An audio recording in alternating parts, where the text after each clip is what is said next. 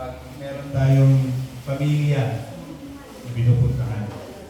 Yes, biologically, hindi tayo magkapamilya, or some of us may mga pamilya rito, but in spirit, we are one in God. Amen po ba?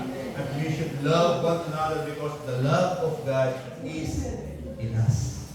Hallelujah. Praise the Lord. So, tayo magpatuloy sa ating mensahe. At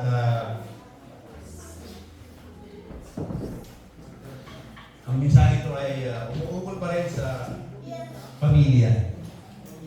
And ito po yung siguro dito po yung mag-end yung ating series with regards to our family. Sana po ay napagbigay po lang yung lingkod ng paalaala sa buhay po ng bawat pamilya natin. So ano ba yung ating pag-uusapan ngayon? Bakit mahalaga ang pamilya na pag-uusapan sa mga oras po ito? Gusto ko pong i-share sa inyo ang ating tema. It's about a house built by God, raising families that last. So, dahil ang Diyos ang author ng family, mula kay Eva at Adan, na ngayon po ay nasira dahil po sa kanilang pagkakasala, gumawa uli ang Panginoon ng isang pamilya na higit na mas matibay at magtatagal. Yan po ay ang pamilya ng Diyos. Yan po ang tinatawag nating present word is the church. Ang iglesia o ang simbahan ng Panginoon. Si Kristo po ang pinaka-pundasyon ng church. At dahil siya po yung pundasyon ng church, lahat po na magiging kabahagi ng kanyang iglesia ay itinuturing niyang pamilya. Kaya kung kayo po ay may hindi magandang background sa inyong pamilya na katulad ko po, ng broken family, thank God, I found another family na it will long last. That is the family of God in the church. Ngayon po sa Korea, KCP Filipino Church. We are all family here. Pamilya po tayo mga kapatid. Hindi tayo magkakadugo, biologically, but iisa tayo sa Espiritu. At itong pamilyang itinatag ng Diyos na ito ay hindi ito pwedeng sirain ng anumang gawa ng kaaway. Kasi bakit? Ang pundasyon si Jesus. Ibinasira ang pamilya ng ating kumbaga kinabibilangan biologically, kaya tandaan natin, isa pang pamilya na magbibigay sa atin na higit na tayo ay magtatagumpay at maglalago bilang isang anak ng Diyos. Yan ay ang pamilya ng Panginoon.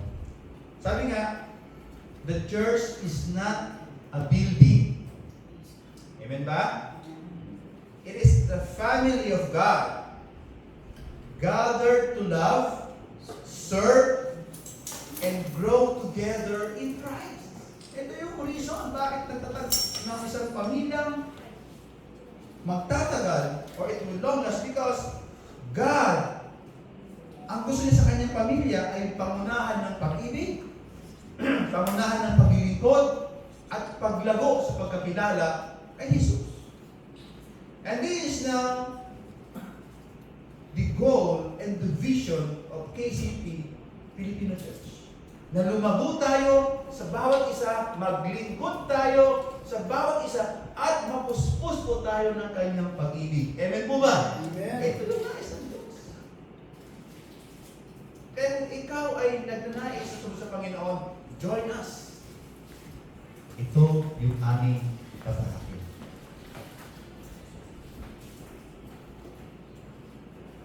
Let's read Ephesians chapter 2, verse 19 and 22. Bago po rin basahin mga kapatid, tayo may manalangin. Hallelujah. Panginoon, salamat po sa pamilya kinabilangan po namin, especially dito po sa South Korea. KCP Filipino Church. Salamat po, pinakot niyo po kami ng maging bahagi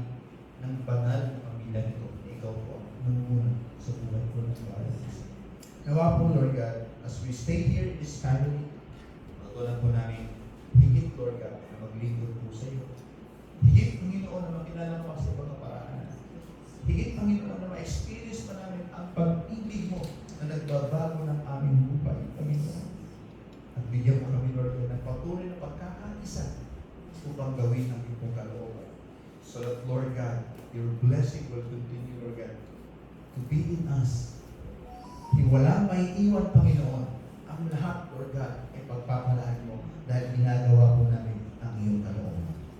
We give you praise and honor you. Sa pangalan mo ni Jesus. Amen.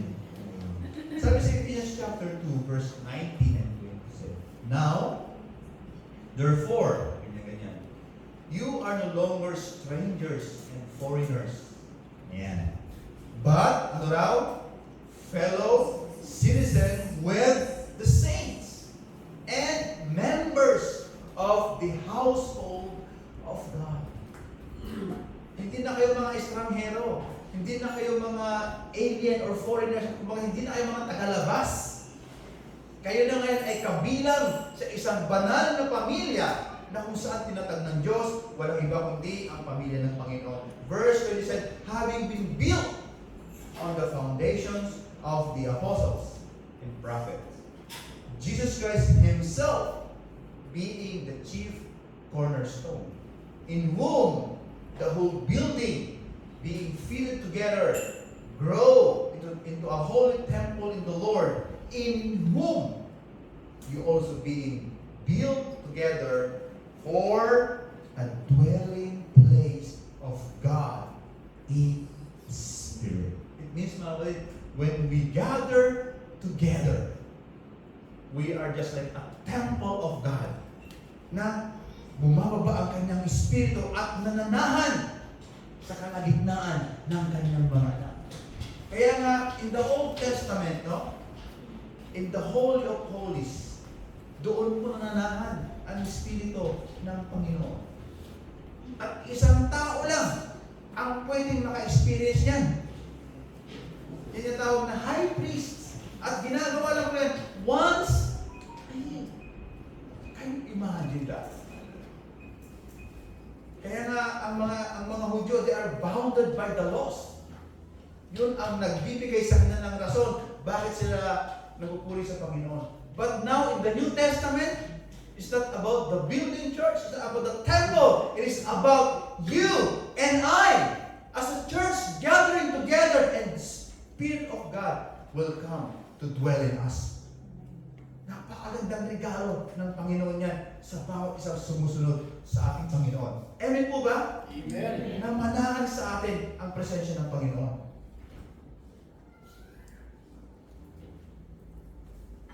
Kaya nga, sinasabi dito na ang bawat isa ay hindi na siya nagalabas. Siya ay bahagi na ng pamilya ng Panginoon. So, ibig sabihin pala, hindi pala lahat ng tao ay bahagi ng pamilya ng Panginoon. So, meron pala talagang specific person na bahagi lang ng pamilya ng Panginoon. Hindi pala buong sangkatauhan ay bahagi ng pamilya ng Panginoon. So, ito pong Ephesians chapter 2, verse 9 and 22. Kung ating pong babasahin sa verse 2. Dito po pinalawan na Apostol Pablo kung paano po naging bahagi ang Ephesians believer sa kaharian o pamilya ng Panginoon. Ano ba yung kinakasadlakan? O ano ba yung sabi natin sitwasyon ng mga tao noong wala pa sila sa Panginoon? Let me give you lang this for at least for the sake of the context para mas maintindihan natin bakit meron mga strangers at foreigners na sinasabi ng Panginoon. Sabi na sa verse 1, once you were dead because of your disobedience and your many sins. Dito pala sasabi ng Apostle Paul na kayo before, or tayo ngayon before, wala pa sa Diyos, wala pa kay Kristo. Sabi doon, patay tayo. Patay tayo in spirit. We are dead in spirit because of our transgression sa Panginoon. At ano yung nagiging bunga pag patay ka sa espiritu? Ano yung nagiging bunga pag ikaw ay walang espiritu ng Panginoon?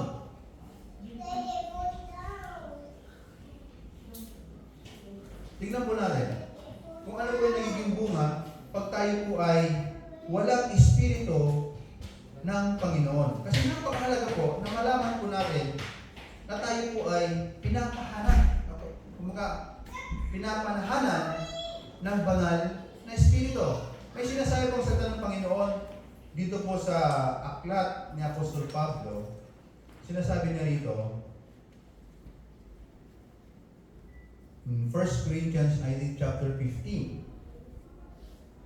Ayan. Hanapin ko lang po.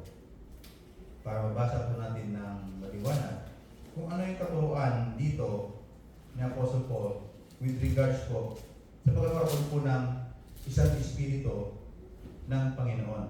In verse 46, sabi dito,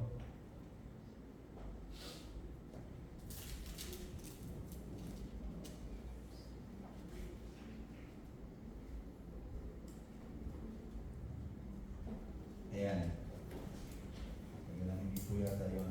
Sinasabi niya po sa na yung mga taong walang espiritu ng Diyos ay wala silang desire na gawin ang mga bagay na ukol sa Panginoon because they are dead in the Spirit. Ito. In verse 57, sabi ni Apostle Paul, I declare to you, brothers, in 1 Corinthians chapter 15, verse 57, I declare to you, brothers, that flesh and blood cannot inherit the kingdom of God. Hindi mamanahin ng dugo't laman ang kaharian ng Panginoon, kundi ang mga tao lang na merong espiritu ng Panginoon. Kaya mahalaga na ating malaman na tayo po ay pinapahanan ng espiritu ng ating Panginoon.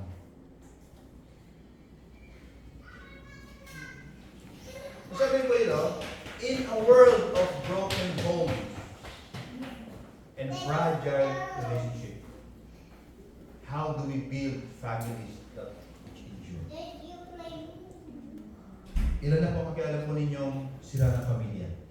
Marami po tayong kilala, di ba? Kabilaan. Nasa abroad o nasa Pilipinas, marami. So, paano po tayo na mag-build ng isang pamilya na ito ay tatagal? The good thing about this one is the Scripture reminds us that a lasting home must be built by God. Ito po talaga yung katotohanan. Para mag-long last ang isang pamilya, kailangan ito ay mapundasyon. Ang pamilya ay mabuo o mabuild sa Panginoon. Not just with bricks and rules, but with faith, love, and the presence of Christ. Ito po yung sinasabi ni Apostol Pablo sa Ephesians chapter 19, verse 22. And this is the good news. God's family stands even to the test of time. Kung ang pamilya natin ngayon ay hindi maganda, hindi maayos, the good news is we have God's family. Amen? Meron tayong pamilya ng Diyos, na ang pamilyang ito ay talagang mag-i-endure at tatagal, maglulong-last. Kasi bakit? Ang Diyos ang nandiyo. Amen po ba? Are you excited to become the family of God? Amen po ba? Na ang pamilyang ito ay magiging matatag sa anumang sitwasyon. So ngayon po ay tatlong bagay na po ang turo ko sa inyo. 3 biblical teachings of having a long-lasting family. Bakit nagno-long last ang itinatag ng Diyos na pamilya? Ano po yung reason? Ano yung rason? Bakit tumatagal o nagno-long lasting o nag-endure ang pamilyang itinatag ng Panginoon?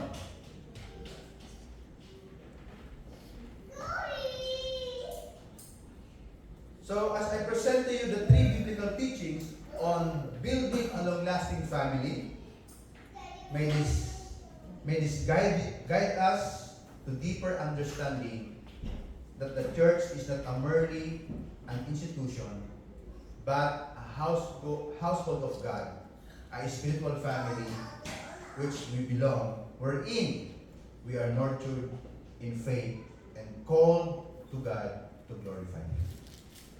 So after ko na may share ko yung tatlong mahalagang katotohanan o pagtuturo ng Biblia o paano magkakaroon ng long-lasting family or bakit naglo-long last ang pamilya ng Panginoon, ay sana po magbigay rin sa atin ng mas malalim na kaisipan na ang church ay hindi lang ito isang institusyon, hindi lang ito isang lugar na kung saan mayroong mga programa every Sunday.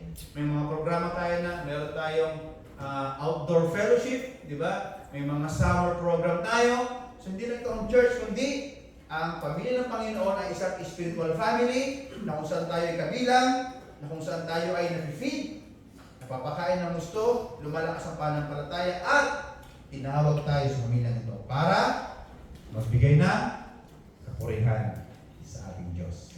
Ayun po ba? So why God's family stand even to the test of time?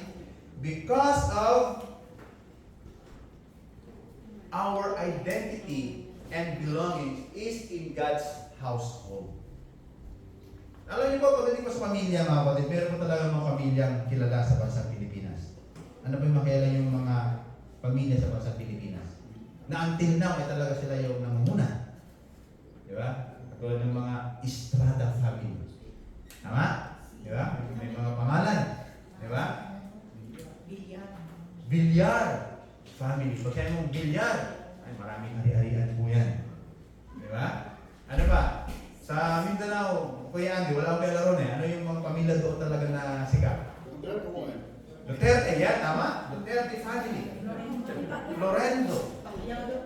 Pacquiao, di ba? Ito yung mga pasyala ng Pacquiao. Iba pamilya yan. Di ba? Ito yung mga pamilyang kinikilala. Because Pacquiao family is identified as ito pambansang kamuo natin ito. Kaya pag anak ka ni Pacquiao, iba ang ano mo, iba ang dating mo. Diba? Because you are identified for Manny Pacquiao, 8th division world champion in boxing. Isa lang daw po yun sa history na nangyari. Wala raw pong nakagawa niyan in the whole boxing history na umabot ng 8th division. Si Manny Pacquiao lang po. And we are proud because they are Filipino. Diba? So, ang maganda dito, bakit nag-stand ang family ng Panginoon? Because our identity and belongingness is in God's household. Ano sabi dito sa verse 19 said, you are no longer identified. No, parang ano, no? Hindi na ang totoong yes, you have a family here on earth. Biologically, tama yan. Pero alam natin, ang pamilya dito sa lupa ay hindi naman talaga mag-long lasting. Tama mo ba?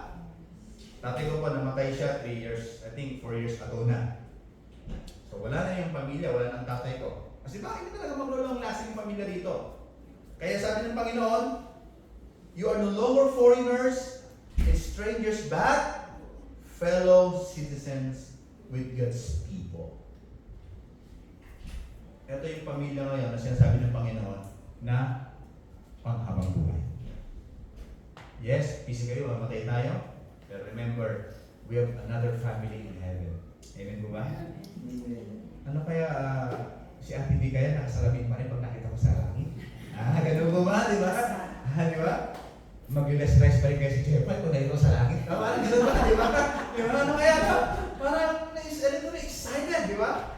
Ano siya? Parang ganun ba? Tutubuan na ako ng buko. Tutubuan na ako. Ano kaya, di ba? Ano kaya yung ating mga itsura pag tayo nasa langit? Tingin ko, magkakaroon lang ba tayo? Marami mga parang mga tanong na parang nakaka-excited, but let us be suspense for now, and in heaven, maririnig po lahat ng ating kapatid. Kaya sabi ng Bible, kayo pong mga nasa Panginoon, alam niyo ba, temporary lang ang inyong paghihirap. Eh, kung kayo dumadanas na ng mga kahirapan, tandaan nyo, temporary lang yan. Lilipas lang yan. Ang maganda, tayo ay magkita-kita muli sa langit. Amen po ba? Kaya sabi ng Panginoon, hindi ka na kabilang sa mundong ito. Kabilang ka na sa isang mas malawak na uri ng pamilya. Yan ay ang pamilya ng Diyos. Pag ikaw ay bahagi ng pamilya ng Panginoon, isa sa mga magiging benefit mo, you are sustained. Amen po ba? Kasi lahat ng mga kailangan mo nandoon na. Kaya i-sustain ng pamilya ng Panginoon. Eh yung ating pamilya ang kinagisnan, di ba? Sino rito ang hindi na-sustain ng kanyang pamilyang kinagisnan? Katulad ko po, no? Hindi po ako na-sustain. Kasi bakit? Alam natin, ang pamilya sa mundo ito is not worth long-lasting. Kaya okay lang minsan na ikaw ay mag-isa. Okay lang minsan na ikaw ay walang kasama. Okay lang minsan na tayo nasa abroad ngayon. Ay minsan may moment ka na kayo lang talaga. No? Parang si Sister Lisa, no? Yung mga moment mo sa FB. Diba? Okay lang yan. Diba? That's okay. Kasi bakit? Bahagi ka ng isang mas malawak na pamilya. Yan ay ang pamilya ng Diyos. Kaya walang nag-iisa. No? Sabi nga ni one of the greatest speaker, motivational speaker, si Francis Kong. There's nothing wrong to be alone. The wrong to be alone is to be lonely. Tama? There's nothing wrong to be alone. The wrong to be alone is to be lonely. Ngayon, you're not alone. You are part to God's family. So Paul reminds us that in Christ, we are family. Adopted into God's house. Kaya minsan huwag tayo malungkot. Kung nakita man tayo na may mas mayang pamilya sa atin, may mas magagaling na pamilya sa atin, para may mga successful na family sa atin. Katry niyo ba na mag-browse FB namin yung mga kaklase ng high school or college, successful na sila. Pero ikaw until now, trabaho pa rin. Ano pa kailang gawin nyo? Minsan? Grabe sila o ganda ng pamilya nila, di ba? Yung mga anak nila talaga is very, sometimes nakakaingit naman talaga, mga kapatid. Totoo naman yun. But remember, I would like to remember, gusto ko paalahanan, mga kapatid, kabilang ka sa pamilya ng Diyos. Amen mo ba? You are part to God's family. Sige, ating palpakan ng Panginoon. Kaya, ano ba yung pangailangan mo? Ano ba yung sa muli-muli mo? Ano ba yung dalhin mo sa ating Ama na pagmamahal at pagbigay?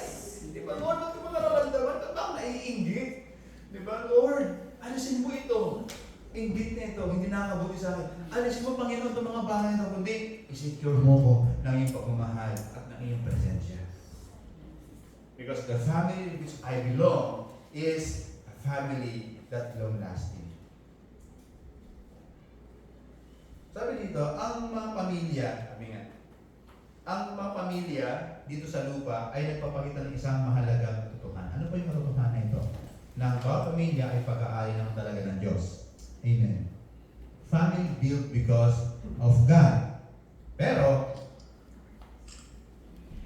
at tinatawag niya ito na maging kabahagi ng mas malawak, mas matatag, at panghabang panahon na kanyang pamilya. Yes, we have many family here on earth. Galing mo sa Diyos yan. Pero hindi kasi lahat ng pamilya ay tumatawag sa Kanya. Kaya anong ginawa ng Panginoon? God now is calling the family. Nakatutuwa ko sa testimony ni Brother Robert kanina. Sabi niya yung dating sakit ng ulo niya kapatid. Ngayon po ay nagigitara to. Gusto na tumugtog sa praise and worship team. That's a calling. Isang pagtawag yun. Ano ba? Yung kanyang nanay na nabautismuhan na, yung sabihin, nakaiintindihan niya na ang kalooban ng Diyos. It's a blessing. God is calling us right now to be part of the bigger and greater family. Ang tawag ng Diyos ngayon. Kung pamilya mo ngayon, parang nahihirapan ka, parang hindi mo alam kung ano bang klase pamilya ito, Lord, no. Yes, because the family here on earth is not for long lasting. Kaya nga, ang ating pag-asa ngayon, may pamilya tayo, na kung saan pangmatagalan at panghabang buhay, yan ay ang pamilya ng Panginoon. So, understanding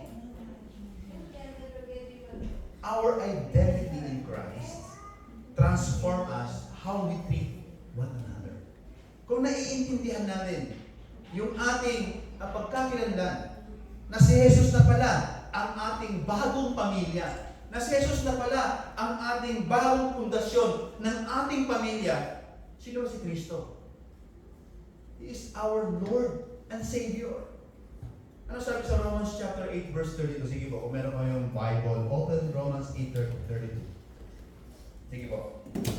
Ito kasi yung kadalasan minsan na nagiging tawag ito, kumbaga hinaing ng karamihan sa atin. But ano ang sinasabi ng Biblia with regards for you are now identified in Christ? Ano sabi doon? If God is for us. Romans chapter 8 verse 32. He will spare. Okay. Siya mismo, sinabi dito, para mas maintindihan natin. Basahin ko sa New Living Translation. Sabi doon, in verse 32, since He did not spare even His own Son. Sino yung hindi nag-spare ng kanyang sariling anak? Sino po? Ang Diyos. No? Ang amang sa langit. Sino ba yung kanyang anak? Si Jesus.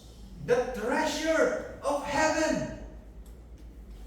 Ang kaisa-isa na anak ng Panginoon. Ano sabi doon? Hindi niya na-spare for His own. He gave us for all. Would He, sabi niya ganyan, also give everything else? Yung anak ng Diyos, yung kanyang anak, hindi niya nga umaga in-spare para sa ating kaligtasan. Yun na yung kayamanan ng langit. Pinakamayaman na ari-ari ng langit ay ang anak ng Diyos ay hindi nga in-spare ng Diyos para sa ating kaligtasan. Eh how much more yung mga basic needs lang natin, mga kapatid? Pag-aaral ng mga anak. Kaya ako yung mga anak ko, sabi ko, Lord, ikaw ang tatay nila, tagapangalaga ako. Kaya makapag-aasa, makapagtapos ng pag-aaral. Because of you. That's the declaration. Kasi bakit? Buhay ang Diyos ko. Tama naman magplano tayo minsan mag-ipon. But sometimes, sa too much pagpaplano natin sa buhay, too much pag-iisip natin in the future, nauuwi minsan. Diba? Ang anxiety is you're too much thinking in the future. Ang depression ay too much thinking from the past. Kaya nga you miss the gift of the present. Kaya nga hindi mo nakikita ang pagpapala ng Panginoon sa ating present situation because you are always thinking in the future. Eh wala ka pa naman. Di ba? Di ba? Di ba? Wala ka pa naman doon. Pangalawa, you always think what happened in the past. Hindi mo na pwede balikan yun. So, ano yung killer ng joy? The future and the past. You miss. Because you can encounter God in the future. Wala ka doon. You can encounter God in the past. Tapos na yun. Saan mo ma-encounter ang Panginoon? Kaya maraming mga tao hindi na-encounter si Lord eh. Kasi ang isip na sa future. Kaya nga ang advice ng Bible, live one day at a time. Kaya natin ng Panginoon na magbigay sa atin bukas, ngayon.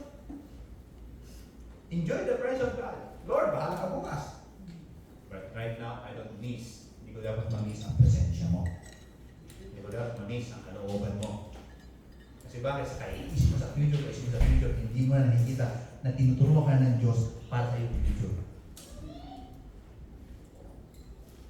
Diba sabi nga ng mga expert, who you are right now. Who you are right now is the fruit of 5 years ago of who you are. Kaya kung naging maganda ka ngayon, kasi nga, inayos ko na maging maganda ka 5 years ago. Okay? Kasi kung sino ka ngayon, buwa ka ng nakaraan mo. Kung ngayon, negative thinking ka pa rin, kasi nga bakit? Nag-negative ka 5 years ago. Kaya nga maraming mga tao hindi nakakaalis sa kanilang problema. Kasi bakit? Paulit-ulit. Parang si Sarah. Ikot-ikot lang. Ikot-ikot. Di ba? Hindi ba kayo nagsasawa? It's time for you now to change the way you think. Be focused on the present. Amen? Why? Doon may encounter ang Panginoon. Kaya enjoy din. Every moment of the day, enjoy natin ang presensya ng Panginoon. Let the Lord bahala sa future. Kung halimbawa man, ang buhay mo ngayon, may natira, save that for the future. Kinabukasan. Bukas ulit. Enjoy again that day. Kasi bakit? You're always thinking for the future. Tanong. Makakabot ko pa talaga ron.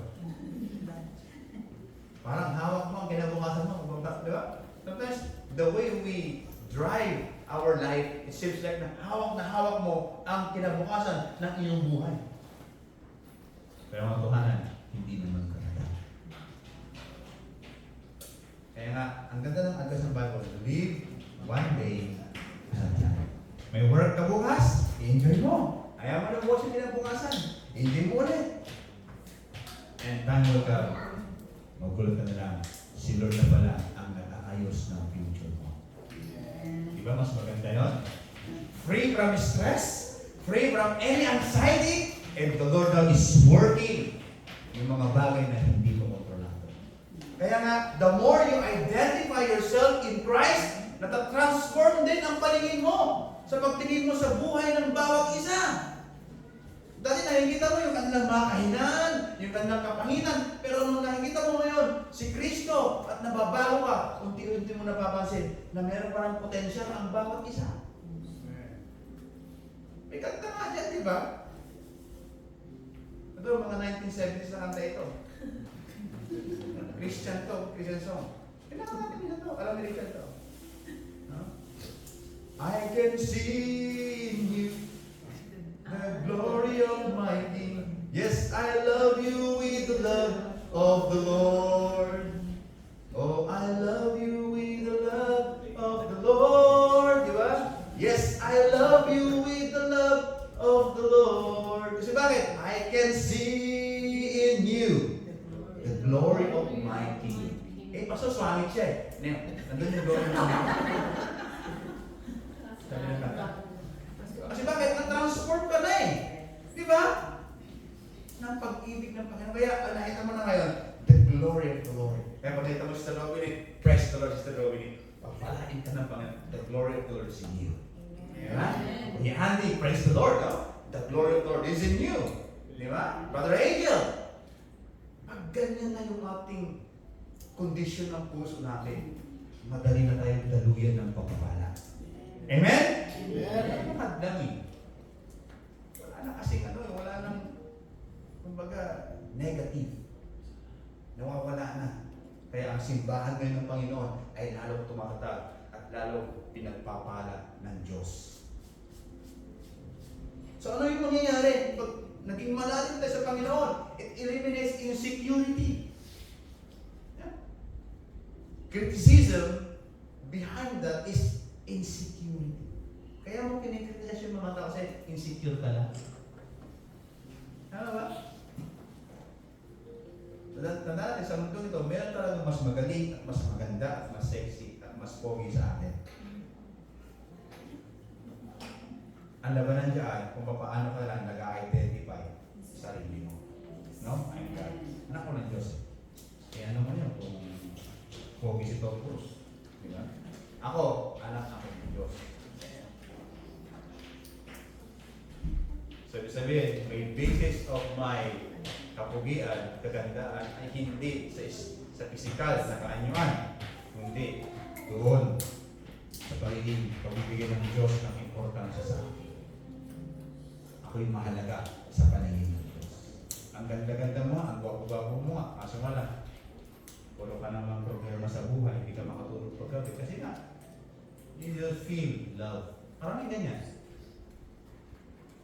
Ang lahat natin sa buhay, pero feeling nila, wala nagmamahal sa kanila. Kung saan ba nakarasan niya? Ha? Feeling niyo wala nagmamahal sa'yo? Feeling niyo wala nakakapansin ng success ninyo? Malungkot yan. Pero, doesn't matter. May success ka mo nung wala, basta ang mahalaga, bahagi ka sa pamilya ng Panginoon. Amen po ba? At yun ang pinakamagandang bagay na nangyari sa atin sa mundo ito. So it eliminates insecurity, rivalry, and division. It replaces with love, grace, and unity. Ito yung pangako ng Panginoon. Ito yung gusto ng Diyos sa kanyang pamilya. Na tayo nagkakaisa, na meron pag-ibig, may grace, may unity. Ito yung gusto ng Panginoon. Even sa Church of KCP Filipino Church, nagkakaisa tayo. Ng layunin, ng puso, upang sa ganon, patuloy ko na mahayag ang kabutihan ng Diyos at ang kanyang karuwalhatian sa church na ito. Ayan po ba? And when the Lord pleases His people, pag nagalak ang Panginoon, ano ang kapalit? Papayag ba ang Diyos na hindi tayo pagpapalain? Kaya nga may kanta, di ba? Hindi papayag ang Diyos na hindi ka pagpalain. Di ba? Kaso nga lang may condition. Kung ikaw ay susunod. So obedience bring us into the blessings of God. Disobedience, di ba, hinder us to take God's blessing. Hindi, tama natin yung pagiging disobedient. Di ba? Hindi naman tayo kikita dyan. Hindi naman tayo makikinabalik. Let's go now to the obedient that God wants us to do. Alam mo ba? Masarap sa Diyos. Mahirap? Yes, basta mahirap. Pero at the end of the day, ikaw ang panalo. So it's true that God's family stand even to the test of time because identity and belongingness in God's fold in Christ. But it will not stop there. Foundation also is very vital. Why God's family stand even to the test of time. Ano po yung pangalawa? It builds on the right foundation. Christ as the cornerstone. Aba, sariwang-sariwa po dyan yung Matthew chapter 7 verse 24 and 29. Diba, yung dalawang nagtayo ng bahay, isa doon sa buhanginan at isa doon sa batuhan. So doon sa kwento na yon, sa parabola na yon, ang taong nagtayo doon sa batuhan, dumating yung mga unos, yung bagyo, yung alon, abay, naging matatag ang bahay na yan. Pero yung bahay na tinayo doon sa buhanginan, dumating yung unos, ulan, bagyo, pagtapos nun, siya ay nawasak. Kaya sabi ng Bible, napakatalino ng taong nagtatayo doon sa pundasyon ng bato. Kaya ang sabi ng Panginoon, mapalad ang mga taong nakikinig ng aking salita at nagsasabuhay nito. Kasi bakit? Ang pagsunod sa kalooban ng Panginoon sa kanyang salita, mga kapatid, ay isang karunungan. Karunungan na kung saan hindi pwedeng ibigay ng sandito. Yes? Pwede kang maging magaling, pwede kang isang maging matalino, pwede kang maging intelihente sa mundo ito, pero ang karunungan ay nanggagaling lang sa Diyos. Amen po ba? Kasi maganda ko ng isang illustration niya. Nakwento ko na kasi ito. Kaya niyo po si Tito Kuman? Ha? Si Tito Kuman? Na meron siyang 3 kaibigan na nakapag-aral sa isang matataas na universidad. Pero si Tito Kuman, isa po siyang farmer. Namumuhay doon sa bundok. Yung po yun, kasi mahirap sila. And one day, mapagtapos niya kanyang mga intelligenteng mga kaibigan, at naalala nila ang kanilang payak na kaibigan si Tito Kuman, na isama sa kanyang paglalakbay sa ibang kaharian. At during their journey, nakita sila ng isang malaking buto ng layon. Patay na, siyempre, buto na yun, patay na yun, di ba? Pag nabuhay yun, magic yun, di ba? Ngayon, dahil nga makatalino itong mga tatlong kaibigan ni si Tito Kumon, gusto lang pasikatan ang kanilang kaibigan. Sabi na isa, bubuhayin namin yan. Siyempre, kung payak naman si Tito Kumon, imposible. Yung arap na kanyang pag-iisip, hindi posible. Wala po nakitang boto ng leyon na buhay. Dahil sa talino ng mga tao ito, ginawa nila, bubuhayin namin yan kasi alam na paano buhayin. Pero sabi ni si Tito Kumon, bago niyong buhayin, akit naman ako ng puno ha. Okay? So, binuhay nila yung leon. Gumawa ng mga anumang mga laman loob, di ba? At nabuhay nga yung leon. Pero nung nabuhay yung leon, gutom. Kinain yung tatlo. Pwede ka maging matalino sa mundo. Maging mahusay, maging magaling, maging mahusay ka sa pagsalita. Pero yung karunungan kasi binibigay ng Diyos yun. Kaya sometimes, hindi natin kailangan ng too much talino ng kagaya ni Einstein sa mundo ito. Kailangan mo lang wisdom na nagaling sa Diyos. Amen po ba? So, builds on the right foundation. Build on the foundation of the apostles and prophets, sabi dito, with Christ Jesus Himself as a chief cornerstone. So the foundation determines the strength of the whole structure. Parang kaya, ang tibay ng isang Kristiyano nakadepende yan paano siya humahawak sa kanyang pundasyon. Amen po ba? Ang tibay ng isang Kristiyano depende paano siya nakalalim sa pundasyon na si Jesus. Kaya nga mayroon tayong mga training. Kasi bakit? Gusto ng KCPC Filipino Church na maging malalim kayo sa pundasyon na nais ng Panginoon sa atin. So sa ngayon, many families build on temporary things. Kagaya ng success, money, education, even good intention. Ito ng mga bagay ay hindi naman mali. Hindi naman sinasabi na mali na gawin ang mga bagay yan. Pero, ito ay temporary foundation. Kasi nga, ang tali-talino mo nga, di ba? Lahat na lang ng PhD, tinapos mo. Then one day, sinabi mo, sino ako? Nagka-Alzheimer na.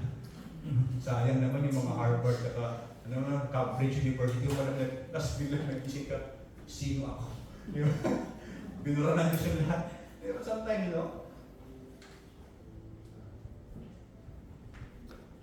kaya ngayon, dapat ang ating mga pamilya, akutin natin, mga kapatid.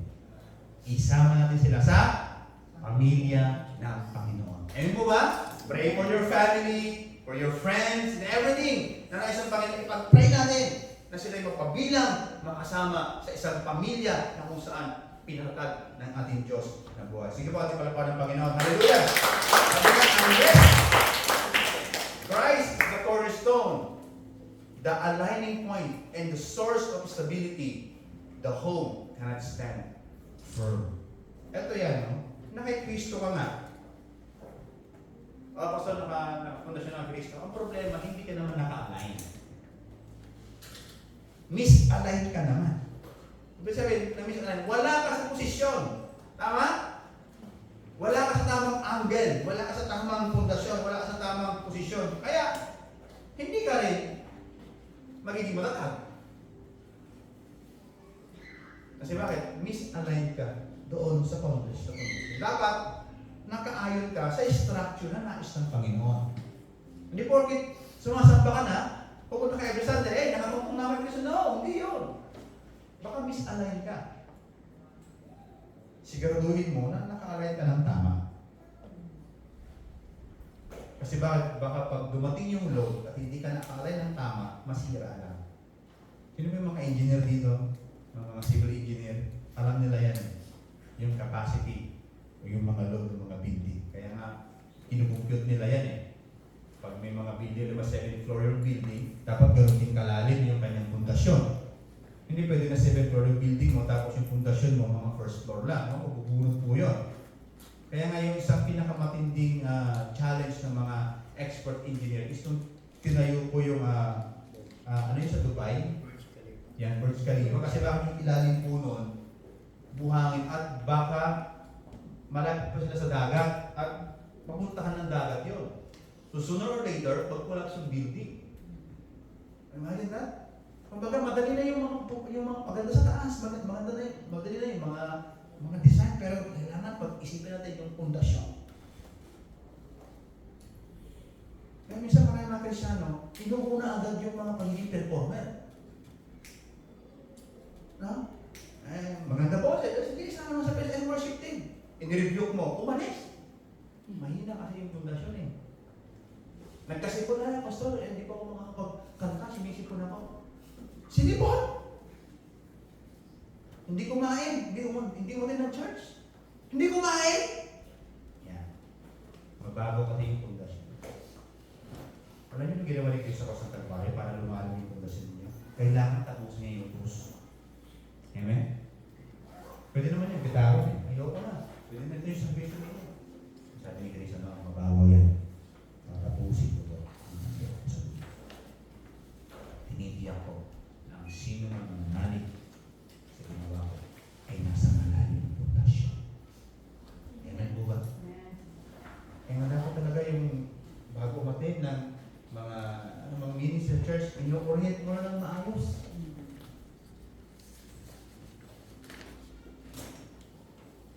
Ako po lang for the past 15 years of ministry po, isa po sa mga naging failure ko rin as a pastor. Magaling, mahusay, talino eh. Talagang, sige, ikaw muna ikaw muna yung mag-gitara. Ikaw muna yung praise and worship, ikaw muna yung maging leader. Nandun na, yun na. Walang puso pala sa ministry, gusto lang magpakita ng talino. Sakit sa ulo ng mga pastor. Kaya minsan sa mga pastor, meron kang tinatawag na group of demons, deacons. Di ba? Kinakastigo minsan ng mga pastor. Ang hirap po, di ba? Wala naman kami hanap buhay.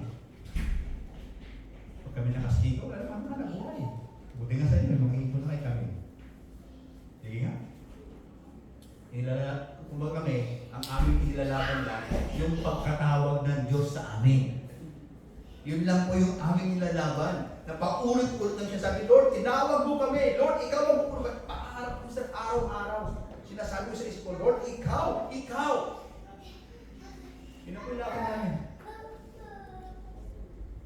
Kasi sabi ko, ba't hindi na lang ang bawang pastor ay sumisweldo ng 100,000? Aman. Ang dami siguro may calling. Masabihin ni Lord, ang isang pastor ay sigurado may 100,000 a month at tataas pa after 2 years. Diba? Ang dami siguro may calling na pastor. Di ba? Again, ang calling ng pastor ay hindi nakabase sa kanyang sweldo. Nakabase yan sa pagkakaroon ng Diyos. Minsan, sabi ko, Lord, sige na lang.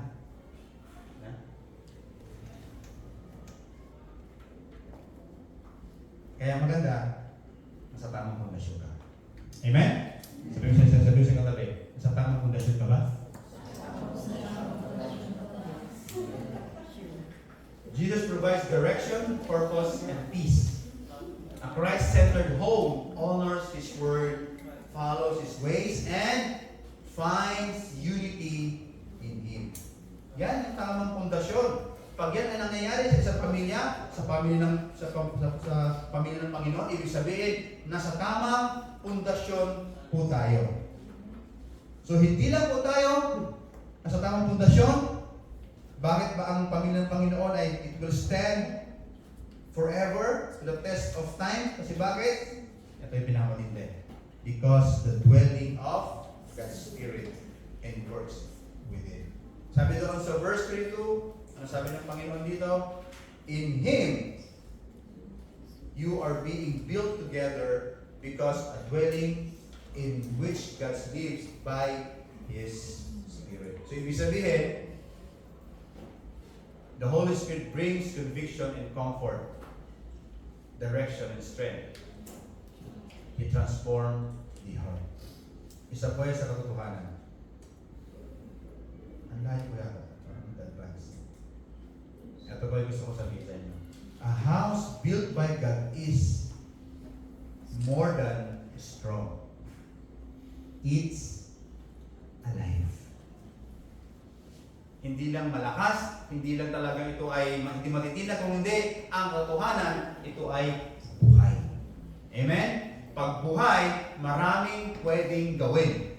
Maraming pwedeng abutin, maraming pwedeng maranasan. Pag buhay, ang pamilya ng Panginoon. At tayo po yun. Hindi na nangawan ng Panginoon sa atin ng kalakasan, kundi ang bawat po sa atin ay binigyan niya ng buhay. We are alive in Christ. Amen po ba? Kaya dapat every Sunday, meron tayong kagalakan na pumunta sa ating gawain. Kasi bakit? Buhay ang ating kaluluwa. Buhay ang ating spirito. At dahil dyan, tayo ay nagkakaroon ng magandang koneksyon sa Panginoon natin. So God doesn't just want to visit our home on Sundays, but He wants to dwell in you, in us, also in a daily basis. Dati in the Old Testament, kinakasabi ka talaga nila ang presensya ng Panginoon. Pero ngayon, pwede mo nang maranasan araw-araw ang presensya ng Diyos. Amen. Hallelujah! Napakagandang regalo ng Panginoon sa atin yan. Kung mga iba, naghahanap na ng ibang magkakitaan, ikaw naman, ini-enjoy mo araw-araw ang kanyang presensya. Amen? Kaya nga maganda, live one day at a time. Because you will enjoy God's presence if you live one day at a time. If you live in your future, you will miss God's presence today.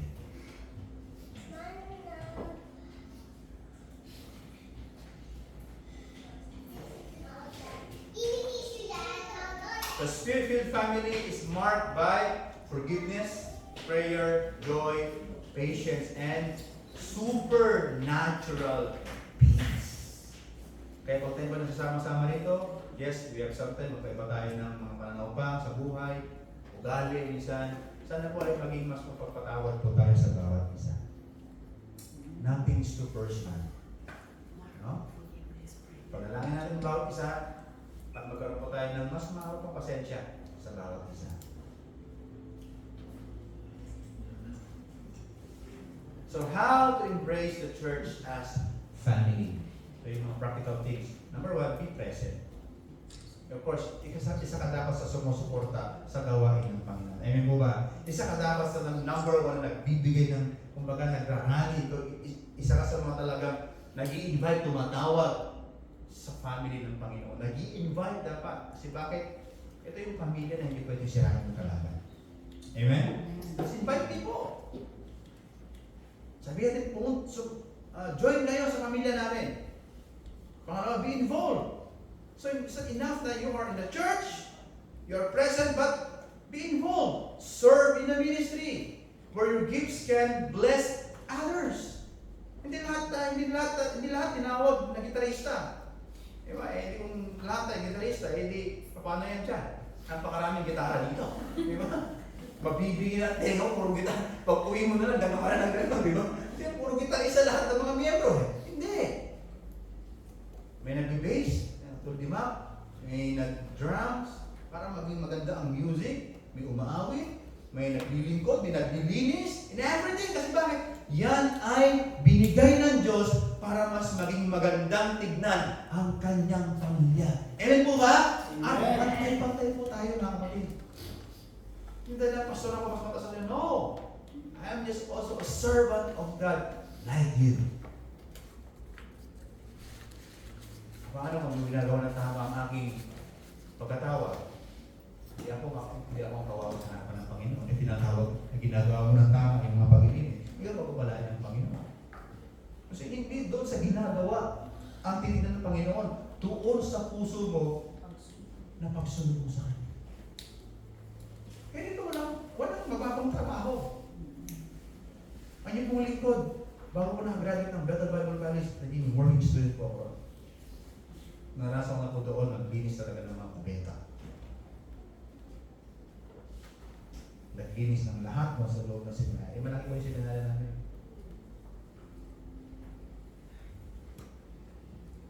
Kaya, sanay po tayo sa mga trabaho.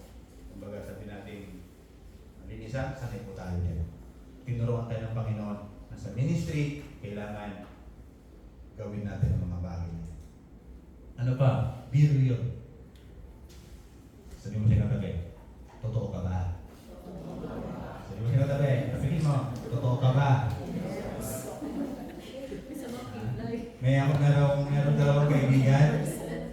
may dalawang kaibigan. Lubog yung kanilang bangka. Tapos, yung isang kaibigan lang merong suot na life jacket.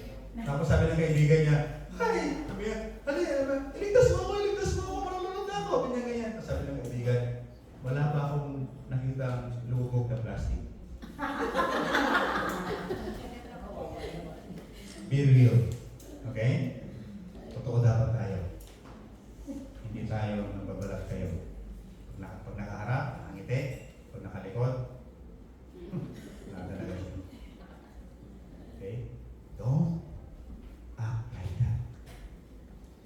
Anak na tayo ng Diyos. Amen po ba? Pinagpahal na tayo ng kanyang Espiritu. Don't act like that. Ang mga gumagawa lang yan, yung mga hindi pa nakakaya sa Panginoon. And of course, the last is beloved. Mapagmahal ka dapat tayo. Amen? Mapagmahal ba tayo sa bawat isa? Ha? Amen. Parang kaya tayo bumisito Sige nga. Tayo po tayo lahat at batiin natin ang bawat isa na may pagmamahal. Sige po, stand up and let's shake hands. Sabihin natin, mahal ka ng Panginoon. Sige po, ikot mo tayo.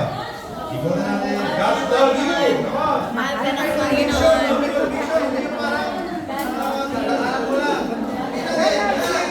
Hallelujah! Praise the Lord! Mahal ka. God love us. Tayo na kasi. Pasensya na Panginoon. Ikaw ko sa mga bata. Be real. Be loving. God loves you. Japan, God loves you.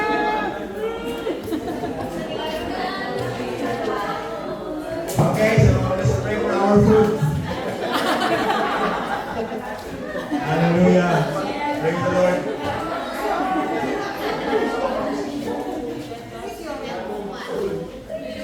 Diba? Anong pakiramdam? Diba? Sarap na pakiramdam, di ba?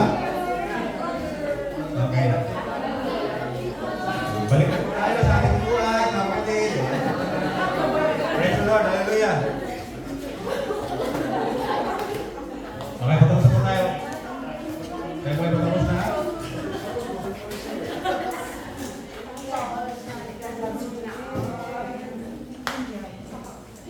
Okay. While our biological family is a great blessing, our spiritual family lasts for eternity. Then God told us to embrace the church as your family because in Christ, no one is truly alone. Amen. Walang nag-iisa. Marami tayo pagkain ng Panginoon. Hallelujah. A house built by God, raising families. Sige po ating nasa ating mga kamay. Pero bago muna yan, nalaman kwento muna. Alam niyo po sa Kalinga. Meron po tawag ng tribal war dyan eh. Yung isang pastor na-meet ko doon sa aming pastoral ministry. Kasi sa Baguio kasi may tinatawag kasi mga pastor ministerial association or groupings. So napakain mo sa Baguio. Ngayon, usually, ang mga pastor sa Baguio, siyempre, mga igorot sila. May isang pastor ako nakakwentuhan. Sabi ko, Pastor, paano ka napunta ng Baguio ka? Pagkakaling ko pala. Kinuwenta niya yung buhay niya agad. Oh! Sabi niya, alam ba, Pastor, pumunta ako sa Baguio. Paano sino, Pastor? Pumunta ako sa Baguio para bumili ng bahay.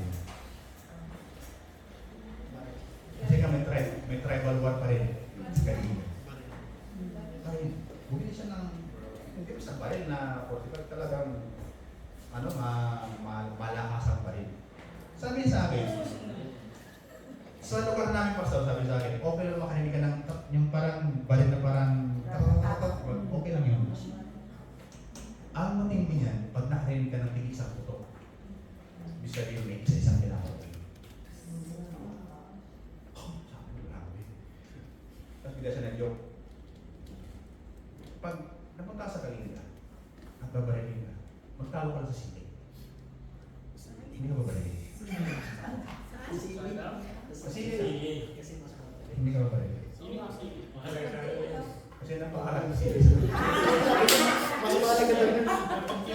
And, ito yung sabi niya sa akin. Hindi ko makalimutan. In case man, sabi niya ganyan, na maligaw ka doon, first thing na gagawin mo sa tribo, humingi ka ng tubig. Ate, di ba taga, kanina di ba? Di ba? Hindi kami kalinga. Hindi? Upper yung kalinga. Upper yung kalinga. Ayaw. Okay. Apayaw pala, apayaw. Kasi dati kalinga apayaw yung hinati na siya, no? Ay, natin. Hinati na. So sabi sa akin, in case, Pastor Robin, mapunta ka sa kalinga, sa tribo, ang una mong gagawin, humingi ka ng tubig. And the danger, pag walang nagbigay siya ng tubig, hindi ka kagabuhay. Bakit? Sabi ko, kasi nga, wala kang protection. Because once na binigyan ka ng tubig, ininom mo, you are now part of their tribe. You are belong to their tribe. Kung baga tawag na kapahari ka ng kanilang bituka. Kaya ang Ilocano tawag rin kabalis. Kabituka. Di ba? Kapatid. Di ba? Kapatid. Di ba? Isipin bituka yun. Di ba? Sa Ilocano, kabalis. So, ibig sabihin, napakahalaga ng protection of belongingness. Kapatid, remember, we are not just belong to a family of earthly things, earthly family. We are belong to God's family. Amen? And we are sustained, protected, and will fail. We stay on God's family. Sige po, kasi kasama ko kayo. Manalangin tayo. Hallelujah. Panginoon, maraming salamat. Alam namin, kumikilos ka na sa buhay ko ng kawasan. Salamat po, Lord. At tinawag mo kami na maging kabahagi ng iyong pamilya. Lord, we are not deserved to be part of your family, but because of your grace, love for us, Lord, we become now part of this glorious, sacred family, Panginoon. Na hindi po namin na-attain sa aming kagalingan, sa aming kakayahan, sa aming kalinisan. Lord, na-attain po namin sa mamagitan pa ng aming Panginoon Jesus. Salamat po, Lord, na tinawag mo kami at makilala ka namin bilang Panginoon at Panginoon. Lord, I pray sa aming mga kapatid. I know, Lord, that marami pa silang dinadaanan, Lord, ng mga problema sa mundong ito. But Lord, now that they are belong to your family, they are now protected, oh God. They are sealed by the Holy Spirit, Lord, na hindi sila pwedeng ibagsak ng kaaway, Panginoon. Yes, maybe there's a painful situation, but Lord, babangon sila. Lord, that tataas sila, Panginoon. Lalakad sila dahil sila ay pinagpala mo, Panginoon. Thank you and we honor you. Bless the works of their hands in the name of Jesus. Amen and amen. Hallelujah.